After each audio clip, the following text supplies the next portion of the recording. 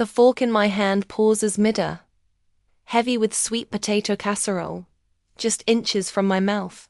For a moment, the warm smell of cinnamon and butter fills my nose, but my father's voice cuts through it like a knife. His words land harder than the clatter of silverware, sharper than the scrape of plates. You're nothing but a leech. It's time for you to leave this house.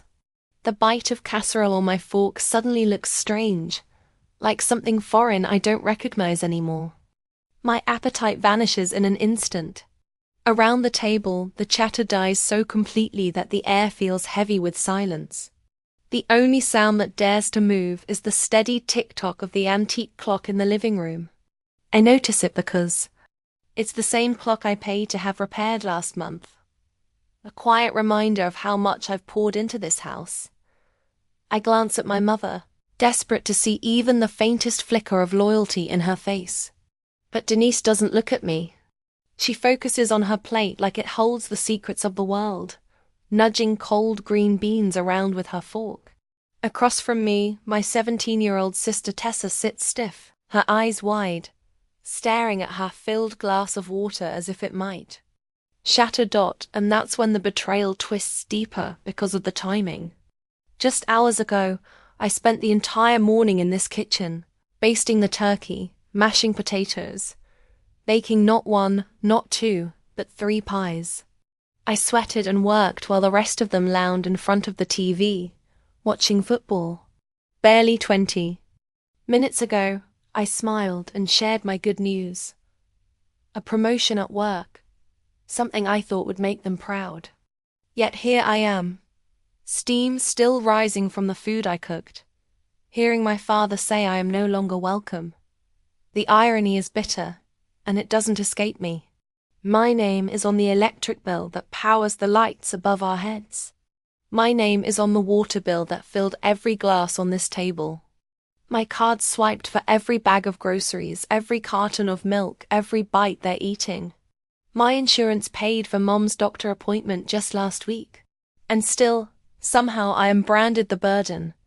When Mom lost her job 3 months ago, I stepped in immediately. I didn't think twice. The bills stacked higher every week, but I paid them, one by one. Frank's part-time job at the hardware store kept the roof over our heads, but barely. Everything else, utilities, insurance, groceries, even the gas in their cars, shifted quietly into my hands. Each month, as more accounts carried my name, I felt my father pulling further away. His authority shrinking in this house he once ruled. 2 weeks back, I overheard him talking to our neighbor Mr. Simmons over the fence, his voice carrying through the open window. "It's not right," he said, bitterness curling his tone. "She acts like she owns the place now. A man shouldn't lose control of his own home." He said my name after that, and the weight of it sank in. He wasn't talking about Denise. He wasn't talking about Tessa. He meant me. Now he glares at me across the table, his jaw tight, knuckles white around his fork, waiting for me to break, waiting for tears, begging, or excuses. But instead, I keep chewing. The sweet potato tastes like nothing, like ashes, but I force myself to chew, swallow, and take another slow bite. "Did you hear me?" His voice rises, thick with anger. "You need to be out by the weekend." My hands tremble slightly, not from fear, but from something else, something shifting inside me. Something that feels like resolve. I set my fork down carefully, fold my napkin, and finally meet his gaze head-on. "I understand perfectly." The words leave my lips calm, steady, not desperate, not weeping. Just final. They hang in the room like smoke that won't clear. Frank blinks, unprepared for my composure. Silence stretches like a rope between us, until finally my mother speaks. But her words are not for me, not to defend me, not to tell him he's wrong. "Blair," she says softly, almost hurried, as though she's afraid of missing her chance. You'll still pay the medical insurance this month, right?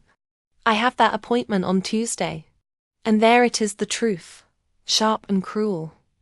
Not family, not daughter, just a wallet, just a signature at the bottom of checks. I stand slowly, collecting my plate and Tessa's empty glass. Of course. Mum, I reply evenly, though the hollowness inside me spreads like ice. I'll take care of it before I go. As I walk toward the kitchen, my mind ticks through everything in this house tied to me. The internet service I upgraded for Tessa's school. The refrigerator I bought in July when the old one quit. The utility accounts I transferred into my name when the shut-off notices came. My quiet sacrifices etched into every corner of this house dot at the sink. I scrape the untouched casserole into the disposal, rinse my plate, and glance out the window. My car sits in the driveway, the one thing I own outright, untouched by this house and its chains. At least I'll have that when I leave. Behind me, a chair scrapes. Tessa walks in quietly, placing her plate beside mine. She doesn't meet my eyes, but her fingers brush against my wrist. Just a feather-light touch, fleeting but real. And in that moment, I realize it's the only sliver of support I've felt in months. Later that night, the digital clock on my nightstand blinks 1:18 a.m. I've been packing for hours, folding sweaters into a suitcase, moving like a machine while my mind races. The echo of Dad's words still hangs in my chest. Out by the weekend, I gather my paperwork from the desk drawer: insurance statements, receipts, utility bills. But beneath them lies something unexpected. A paper bank statement with Frank's name. My brows knit. Everything was switched to online. Months ago. Curious, I pull it out. Then another. And another. A neat stack of statements. All for an account I didn't know existed. My stomach twists as I scan the numbers. July, $4,000. August, $5,000. September, nearly $7,000. While I've been draining my savings to keep this family afloat, my father has been quietly padding his. Among the papers, I find a glossy boat dealer's brochure. Frank's handwriting scribbled in the margins. Down payment $5,500 circled. Scheduled delivery after Thanksgiving, underlined twice. My pulse pounds. A fishing boat. While I covered Mom's doctor visits and Tessa's school internet. He's been saving for a boat. There's more. A notepad with scribbled dates. November bill deadlines. My name beside question marks. After bills paid, written and underlined. They planned this. They waited until I paid November's bills before throwing me out. A knock interrupts my spiraling thoughts. The door opens and Tessa slips inside, eyes wide as she sees the packed suitcases. You're really leaving? She whispers, her hand still on the doorknob like she might need to run. I nod, my purse already stuffed with bank statements. Dad didn't give me much choice. Her lip trembles. Mom said, they need your room for storage. Since Dad's buying the boat. The words hit like a physical blow. Boat. So it's true. I heard them planning it, she admits, her voice breaking. Weeks ago. How they'd wait until after you paid the bills. I was scared to warn you. Dad said if anyone told you, they'd be next. Anger prickles my chest, but when I see the fear in her face, it fades. She's only a child trapped in the same web. And those medical appointments Mom's been having. She adds nervously. The ones you've been covering. She hesitates.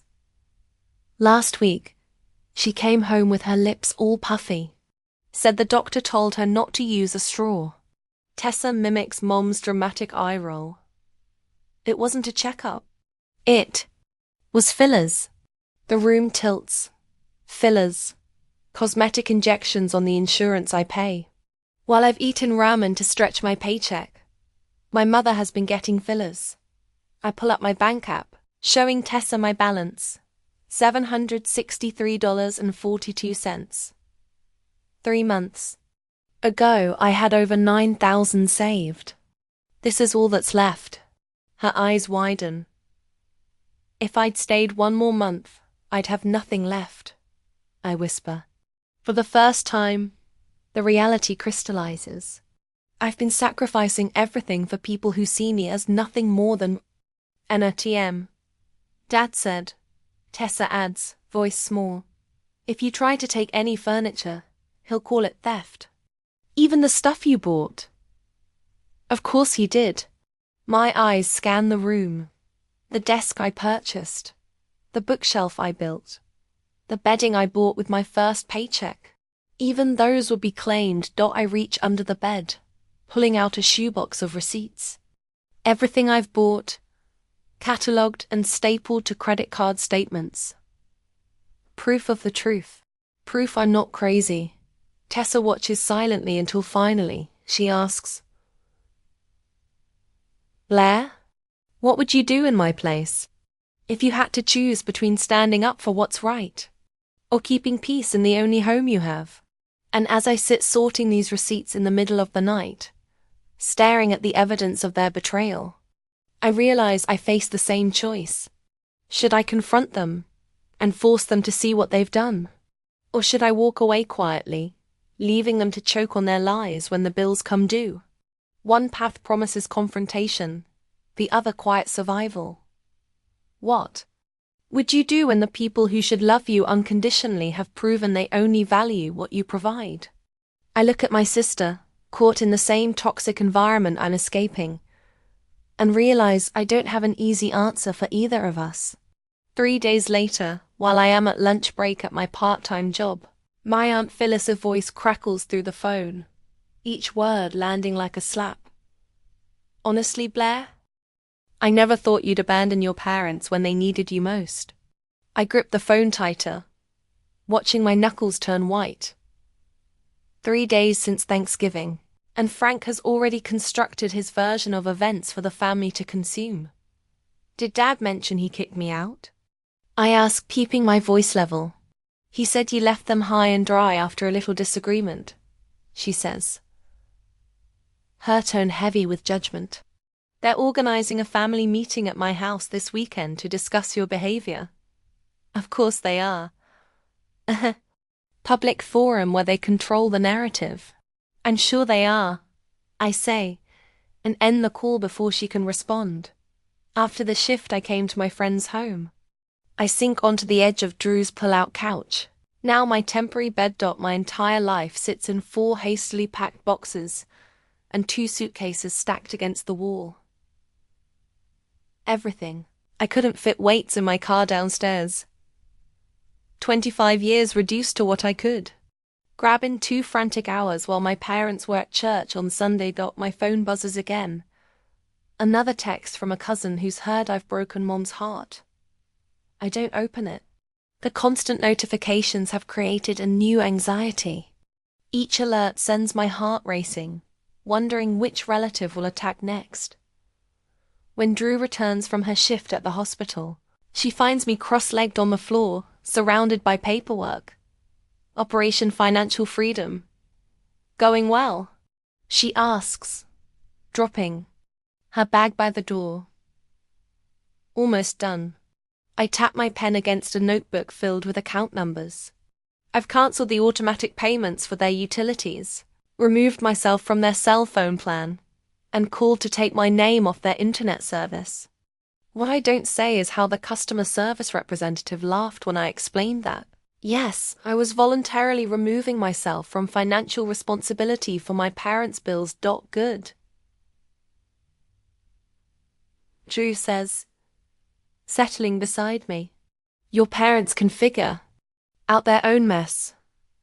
The weight of starting over presses against my chest. My savings account shows a balance that would make most financial advisors wince. 3 months of covering my family's expenses has left me with barely enough for a security deposit on my own place, let alone first and last month's rent. You sure your roommate doesn't mind me crashing here? I ask. Max? He's thrilled to have. The front door swings open, and Max bursts in with his enormous golden retriever bounding ahead of him. Blair, Max announces. You have to meet the world's worst therapist. But he works for treats. He tosses a tennis ball across the apartment, and Baxter launches after it, all flailing paws and wagging tail. The dog returns, dropping the slobbery ball in my lap with expectant eyes. He thinks you need this more than he does, Max says. His expression serious despite the ridiculousness of the moment. Sometimes the best therapy has 4 legs and terrible breath. When Baxter nudges my hand with his wet nose, I find myself laughing for the first time in days. The sound surprises me, almost foreign to my ears. 5 days after my escape, I sit at Drew's kitchen table, laptop open to job listings that might offer better pay. My current position covers my basic needs, but not the kind of emergency fund I'll need to truly rebuild. My phone lights up with my mother's name. I consider letting it go to voicemail, but something tells me to answer. What have you done? Denise's voice comes through sharp and panicked. The power's out, the internet's down, and my insurance was declined at my appointment. I take a slow breath, feeling strangely calm. I stopped paying for things that weren't my responsibility. But you can't just leave us like this. We're your family. The desperation in her voice might have moved me once, but now I hear the manipulation beneath it. Family doesn't call family a leech at Thanksgiving dinner. I say, surprised by the steadiness in my voice. Your father didn't mean it. Her tone shifts to something softer, placating. You know how he gets. I do know. That's the problem. I end the call and set my phone down carefully, as if it might burn me. Later that evening, Drew leans over my shoulder as I create new passwords for my mail and banking accounts. I notice some suspicious login attempts on your accounts, she says, pointing to the security alerts. We should set up fraud alerts just to be safe. The contrast isn't lost on me, Drew asks, before borrowing my charging cable dock while my family felt entitled to everything I owned. Even now, Drew stands a respectful distance away, waiting for my response, instead of grabbing the laptop to do it herself. Good idea, I say, thanks. That night, I find myself scrolling through apartment listings within my budget. Small studios, most of them, but they represent something I've never fully had, a space that's completely mine, where no one can tell me I don't belong. I don't ask anyone's opinion about the neighborhoods, or worry whether the kitchens are big enough for family gatherings. The decisions are mine alone. The next morning, I head to a local credit union and open a new account under just my name. I transfer every penny from my old account, the one my parents know about. My phone pings with a text from Tessa. Mom looking for your banking info. Says she needs to check something. Don't trust her. I've barely finished reading when my phone explodes with notifications, 6 missed calls from home in the last hour. Simultaneously, an email appears. Fraud alert. Password reset attempt on your banking app. I stare at the screen, anger rising like a tide. They're not just trying to guilt me into coming back. They're trying to take what little I have left. A day later, the bank representative's voice carries a note of concern that feels strangely validating. Miss Mitchell, we've blocked 3 separate password reset attempts from your parents' home address in the last 24 hours. I grip my phone tighter, pacing the small confines of Drew's spare bedroom that has become my temporary sanctuary. And you're certain they can't access anything? Positive. We've flagged your account for enhanced security measures. Any changes will require in-person verification with photo ID. My chest loosens slightly as I thank her and end the call, adding her name to my growing documentation notebook.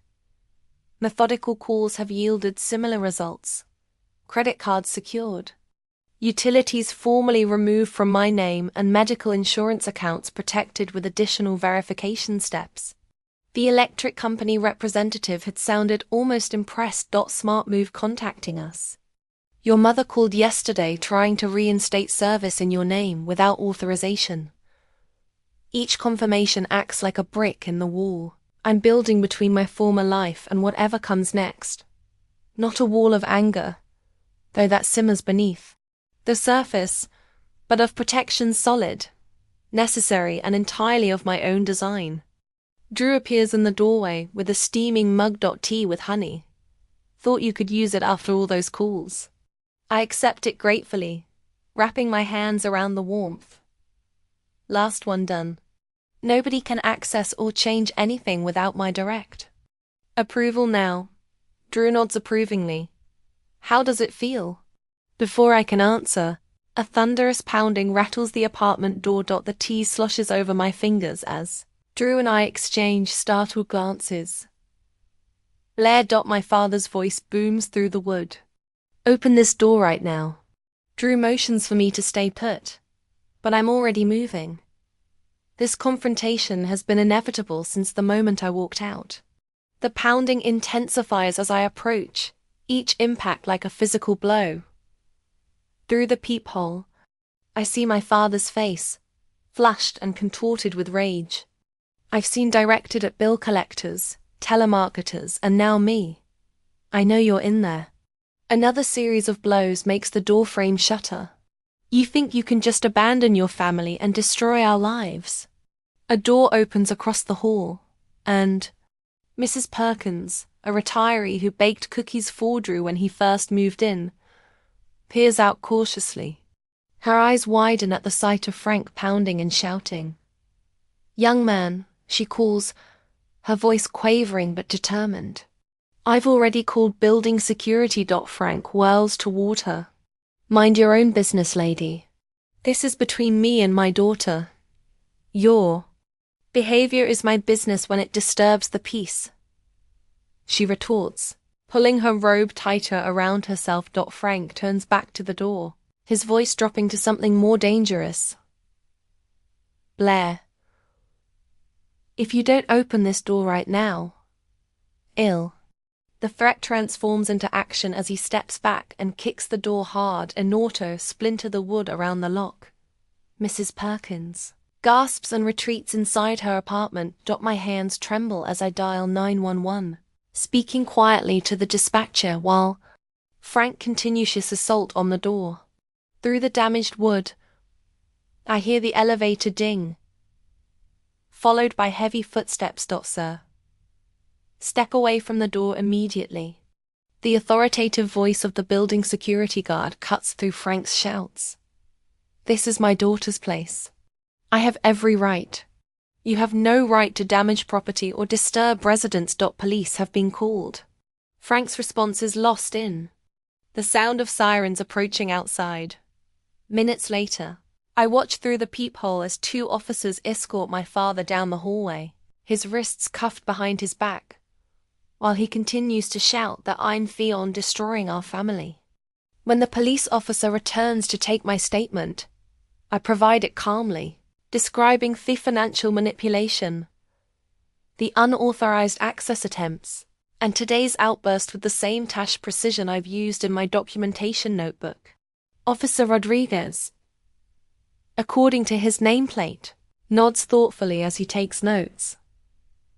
Would you like to press charges for the attempted break-in? The question hangs in the air as Drew returns from speaking with building management. A booth damaged. Door. Yes, I say, the word small but firm, and I'd like to file for a restraining order.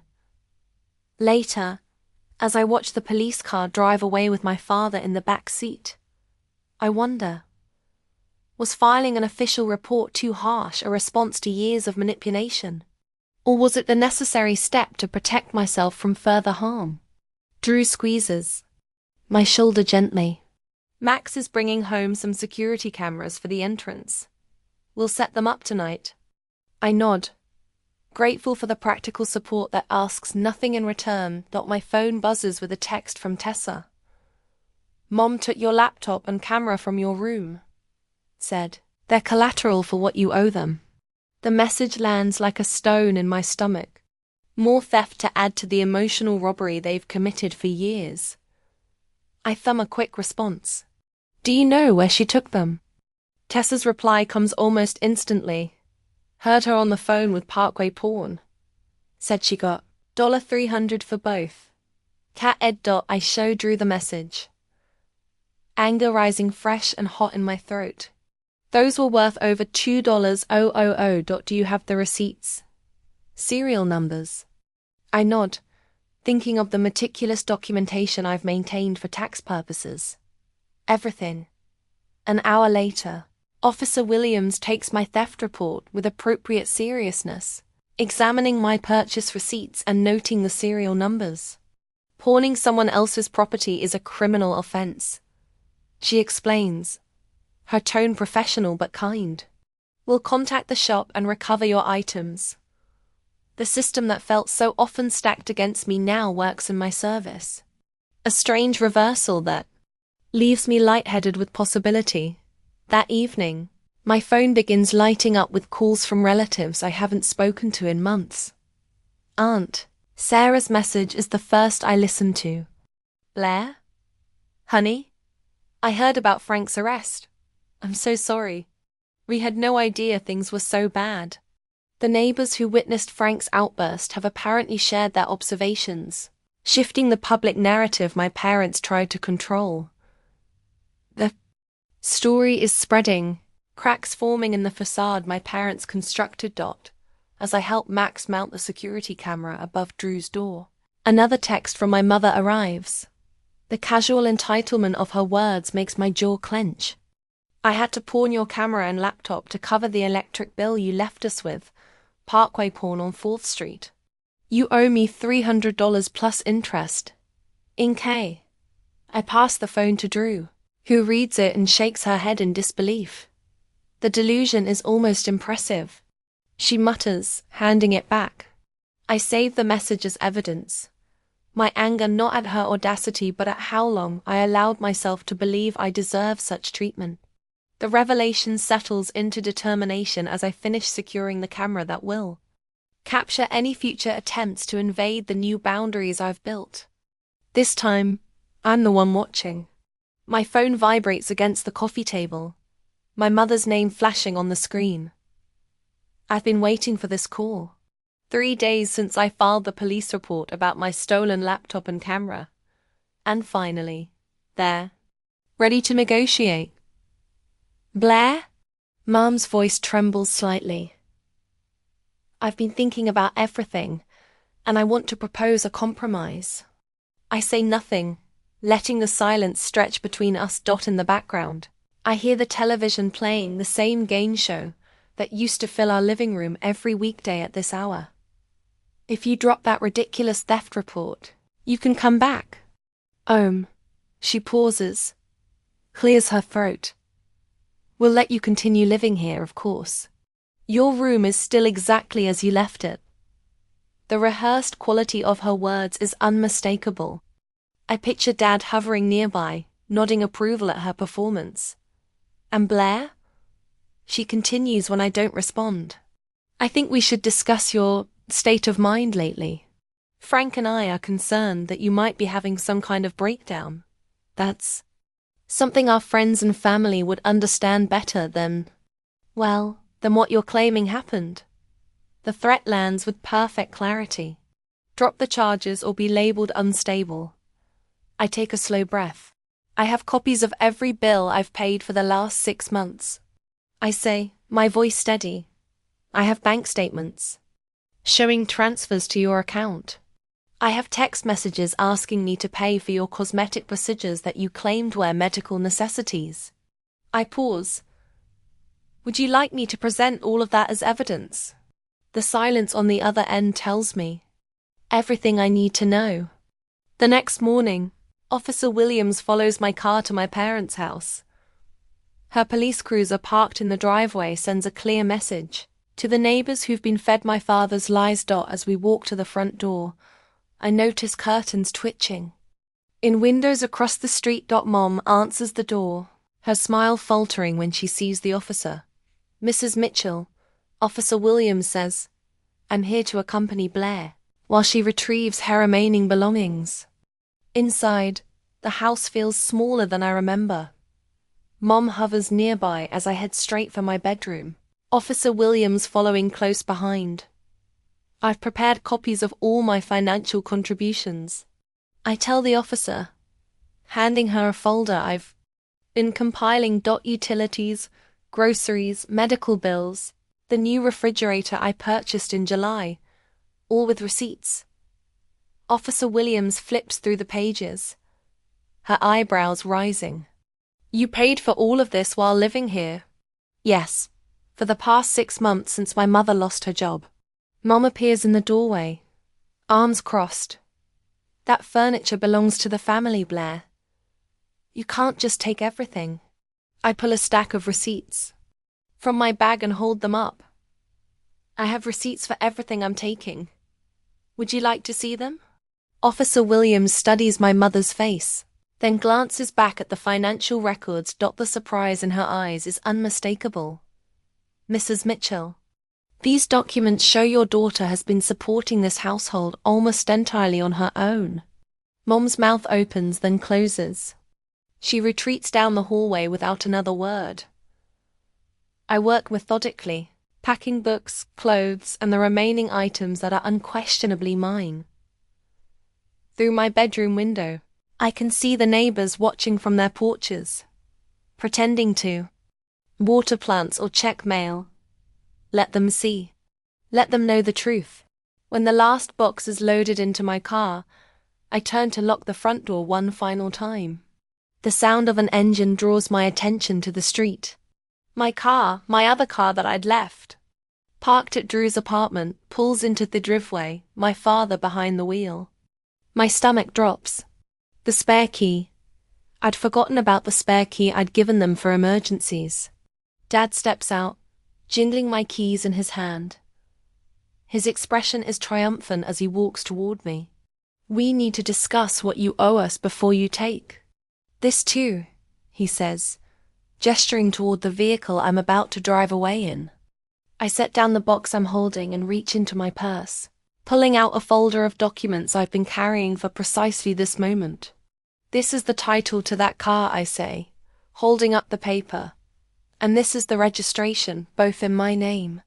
Officer Williams steps forward. "Sir, that vehicle is registered to Blair. You need to hand over the keys immediately." The color drains from Dad's face as he looks from the documents to the officer. His hand tightens around the keys. "I paid for her college. Her braces. 18 years of the keys, Mr. Mitchell." Officer Williams extends her hand. Slowly, Dad's fingers uncurl. The keys drop into the officer's palm with a soft jingle.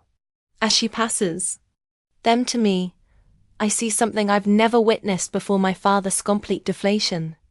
The man who has towered over our family for decades suddenly looks small, diminished.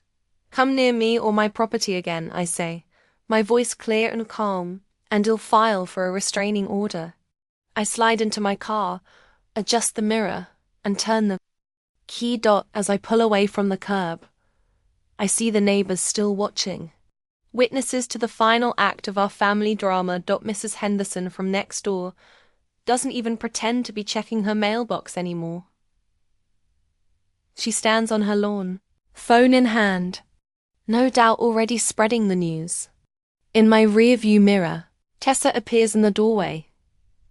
She's caught between worlds, 1 foot in the house where our parents remain, one hand raised in a tentative wave to me. Her face reflects both sorrow and something else, admiration perhaps.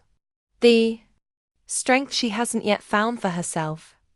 I'm 3 blocks away when my phone buzzes with a text.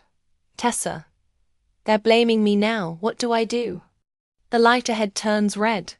I press the brake and stare at the screen, watching those 3 dots appear, type something else, then disappear. My sister, The one innocent party in all of this now stands where I once seated, bearing the weight of our parents' manipulation. The light changes to green, but I remain still, cars honking behind me as I consider what comes next. Sunlight streams through gauzy curtains I chose myself, painting warm patterns across the hard wood floors of my apartment. 3 months have passed since I drove away from my parents' house with Officer Williams' business card tucked in my wallet. The difference between then and now still catches me by surprise sometimes. I run my fingers along the edge of my desk, where neatly organized bills fan out like a deck of cards: electricity, water, internet, renter's insurance. All in my name, all comfortably within my budget. No one else's financial emergency is hiding between the envelopes, but my bank statement sits open beside them. The numbers growing modestly but steadily each month. The emergency fund I depleted supporting my family is slowly rebuilding itself. 6 months of security, that's my goal. I've already reached 2. The quiet contentment of making decisions without defending them feels like a luxury I'm still getting used to. Last weekend I painted an accent wall deep teal without asking anyone's permission or hearing. How I'd regret the color choice. The freedom to make even small choices feels enormous. A year later, my apartment buzzes with the gentle hum of conversation and laughter. I slide a golden brown turkey onto my dining table, smaller than last year's, but cooked to perfection. The irony of hosting Thanksgiving isn't lost on me. Can I help with anything? Tessa asks. Hovering uncertainly by the kitchen counter. My sister looks different now, taller somehow, though she hasn't grown an inch. Maybe it's the confidence she's developing away from our parents' shadow. Your company is contribution enough, I tell her, the words flowing naturally. How different from the tally of expenses I once kept in my head, measuring my worth by what I provided. I move around my space with an ease that would have seemed impossible last November. The dishes don't match perfectly, the table is secondhand, but everything here is genuinely mine, chosen with care rather than acquired through obligation. Drew raises her glass as we settle around the table, to found family and boundaries worth keeping. Max and Tessa lift their glasses in response. My sister has flourished since moving into her college dorm 3 months ago, helped her navigate financial aid forms and housing applications. Knowledge from my own journey becoming stepping stones for hers. Later, as Tessa and I sort through scholarship applications at my kitchen counter, she mentions their latest family update. They lost the house last month, she says quietly. Dad's still blaming the bank, the economy, everyone but himself. They're staying with Uncle Rick, but he's already dropping hints about them finding their own place. I nod, glancing at the stack of unopened letters on my bookshelf. 5 envelopes, all from my parents, all unread. Setting boundaries doesn't mean. I don't sometimes wonder what they say. They still blame you for everything. Tessa continues, her pen tapping against the scholarship form. But honestly, they're just facing what would have happened anyway. Your money was just postponing the inevitable. I help her highlight a key section on the housing assistance application, thinking about choices and consequences. As I helped Tessa build her independent life, I sometimes wondered if I should respond to my parents' attempts to reconnect. Is maintaining complete separation the healthiest choice when family has betrayed you so deeply, or is there value in allowing limited contact on your own terms? What would you do when those who should have protected you want back into your life after you finally found peace without them?